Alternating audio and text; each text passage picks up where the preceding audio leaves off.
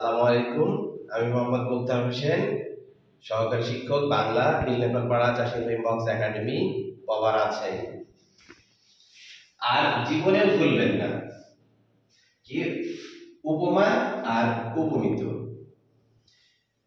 যে শব্দের তার নিজস্ব অর্থ আছে সেটা হলো উপমা, আর যে শব্দ দ্বারা তার নিজস্ব অর্থ না বুঝিয়ে অন্য অর্থ বোঝায় সেটা হলো উপমিত। তার উদাহরণে আসি আমরা, যেমন নিম তেতো, নিম তো তেতোই হয়, তাহলে সেটা কি উপমান। তারপর কুসুম কোমল, কুসুম তো কোমলই হয়, তাহলে এটা কি উপমান।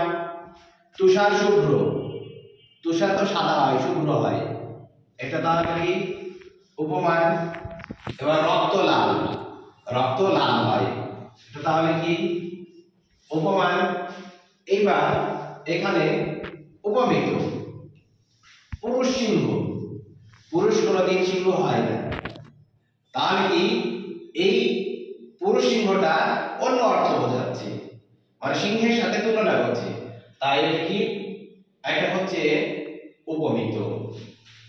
বাহুলতা, বাহু কোনদিন লতা হয় না, এটা অর্থটা বোঝাচ্ছে আলাদা, তাই এটা কি উপমিত। মুখ চন্দ্র, মুখ কোনদিন চন্দ্র হয় না, এটা ভিন্ন অর্থ বোঝাচ্ছে, তাই এটা উপমিত, মুখ চন্দ্র উপমিত। নয়ন পদ্ম, নয়ন পদ্ম মানে চোখ কোনদিন পদ্ম হয় না, তাই এটা কি উপমিত। ধন্যবাদ।